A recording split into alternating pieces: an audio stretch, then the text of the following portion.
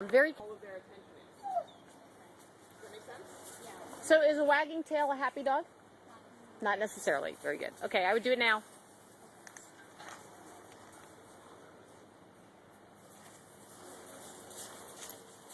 So if they get close to you guys, you want to just back away from them.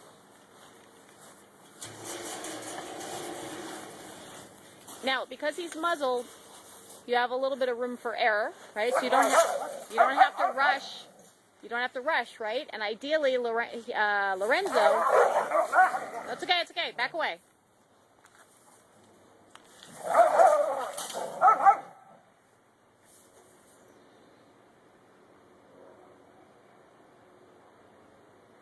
Lorenzo's trying really hard to do it himself, right? Now, look at the blue and white. What's the blue and white guy's name?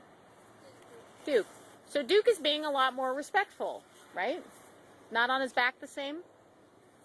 So do you feel like in that moment of stillness, if we went in on that would trigger?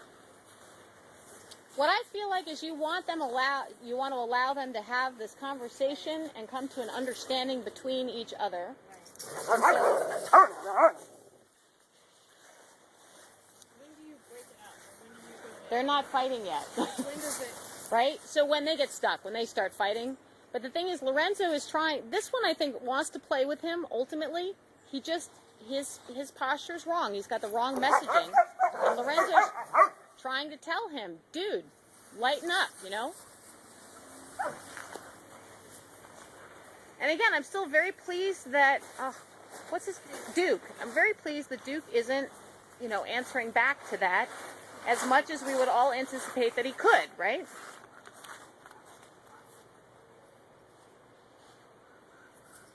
Do we have faith in Lorenzo's desire to play with dogs? I have faith in Lorenzo's desire to play.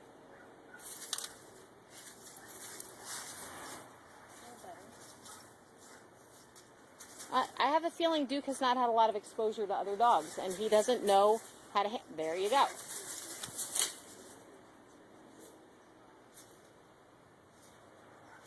Oh, God, I'm watching and not filming very well.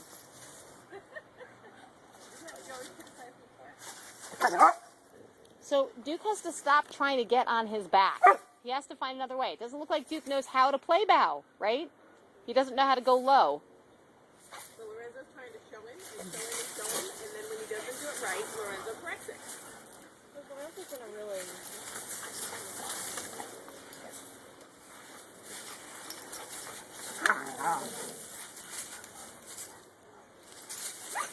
And Duke definitely needs to learn. He can get himself this is not...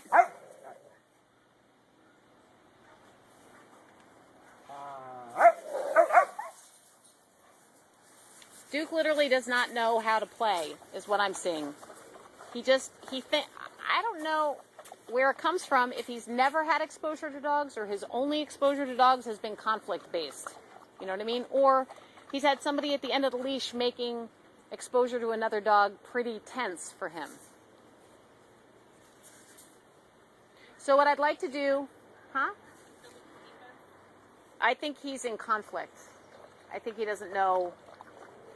He's not offensive. That's a tricky one. He's not exactly offensive. It looks like he's just confused. Yeah, he doesn't know what to do himself. What I'd like you to do, Amy, is next time if he gets over Lorenzo, I want you to try to back him off with a squirt bottle. I want you to try to say, stop trying to get on top of him. Try something else. You're going to try to interrupt getting on top of him. Hold on, not yet. When he's literally on him. Okay. And don't feel like you have to rush. I want you to be really, because you don't want to, okay, enough. There you go.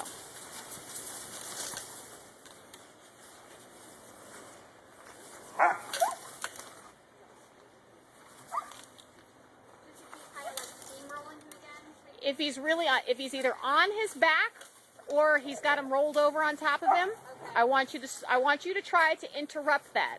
Okay. Like, slow down with that. I want you to try something else. Remember, this isn't correction. This is that interruption. It's not that it's concerning. It's just not going to go well for you. Let's try something else. Okay. You're not wrong. Try something else.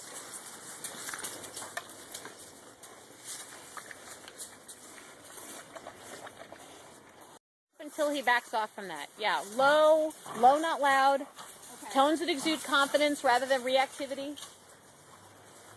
So if you are not feeling like you're in a space where you feel comfortable taking the muzzle off, maybe you do 3 muzzle sessions with him in a day.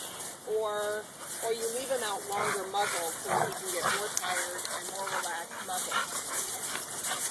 You know, you kind of have to play with it with your comfort level. This is a matter of this, that he's telling, there you go, that's enough. There you go. If you come in, that's applying pressure just by your approach. Make sure you release pressure when you're happy with what you see. And don't release pressure until you're happy with what you see. So keep squirting or keep walking.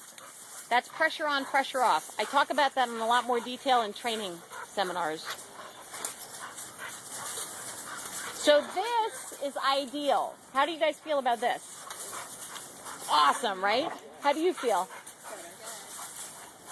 And just like your clicker predicts food, you want your negative marker to predict you coming in with the squirt bottle. So start with your low, enough, and then follow it up if they don't respond by coming forward and using your spray bottle. So to me, how Duke has been worked through this was an ideal, smooth, with yesterday, us not knowing the rest of your dogs and identifying that he was going to need a little bit more support. We had to set him up correctly. This was a perfect, smooth transition for Duke.